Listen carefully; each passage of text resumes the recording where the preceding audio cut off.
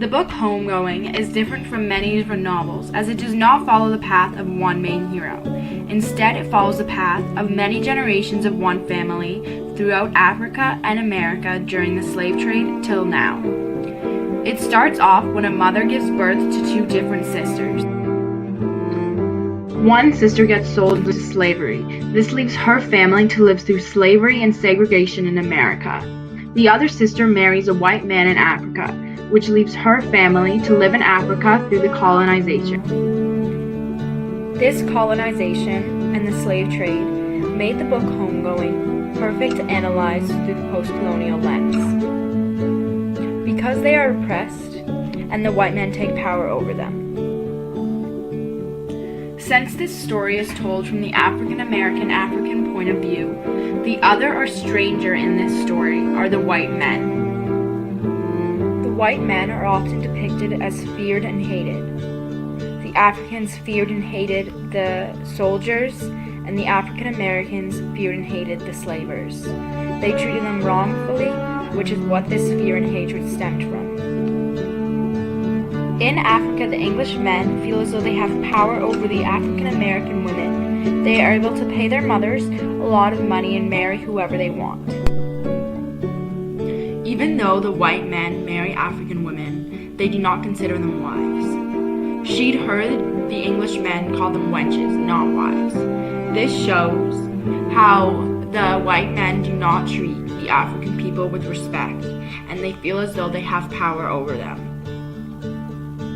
Later on, it becomes apparent how oppressed the African people are. They are under the Englishman's power, and they are unable to break free. James hated his life as someone who was part of the slave trade. He stated, "The British were no longer selling slaves to America, but slavery had not ended, and his father did not seem to think it would end. They would trade one type of shackles for another, trade physical ones that wrapped around the wrists and ankles for invisible ones that wrapped around the mind." This shows how even though slavery has ended, the Englishmen still had a hold on their nation.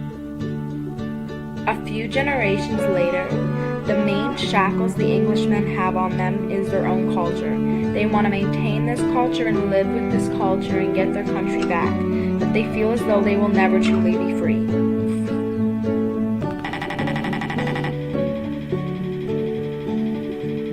We'll come back and build the country the white man wants us to build. One that continues to serve them, we will never be free. This shows how the post-colonialism has affected them, and how the aftermath of the colonies is still affecting everyone's life every day. When the white man took black women and men as slaves, they felt as though they had power over them, power that they did not truly have. They took them from their homes and sold them in America as if they were nothing. One part of the book I thought showed this was when Ness got whipped. Once they got there, all the slaves were called out to the whipping post and made him watch as Ness earned the stripes that would make her too ugly to work in the house ever again. This shows the power that Ness's slaver thought he had over her, that he could take her beauty away from her and her life.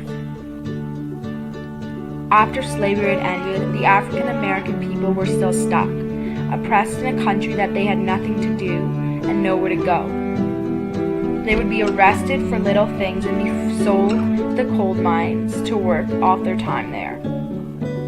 This shows how they were never truly free, only from one type of shackle to another. Years after slavery had ended, H was arrested and sold to the coal mines. When he got there, he claimed he was a free man, but the leader said to him that there's no such thing for him being free. This showed how this leader thought that he had power over him and that he could never be free.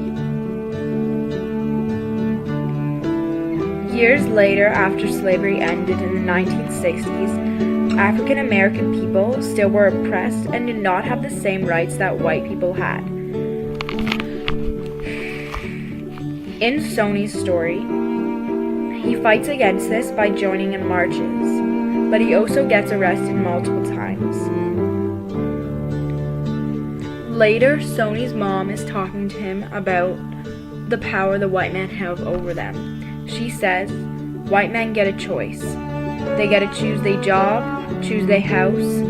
They get to choose for black men too. Used to sell them, now they get to send them to prison. This shows how even though slavery has ended, the white men still oppressed and controlled the African American people. The family in Africa moves to America for their daughter's education, and while she's there in high school, she noticed that racism still exists. Her peers treat her differently than their other white peers. When Marjorie was in the cafeteria sitting with her white friend Graham, another girl came up to them. She looked at Margie for only a second, but it was long enough for Margie to notice the wrinkle of disgust that had begun to form in her face. She whispered to Graham, "You shouldn't sit here." All in all, through the post-colonial lens, it can be seen how, from start to finish, there is oppression from the white people towards the African American and African people. It can be seen how even now they are facing the aftermath of the slave trade and the colonization of Africa. One part of the book that I found more inspiring was when Essie's mom told her, "You want to know what weakness is?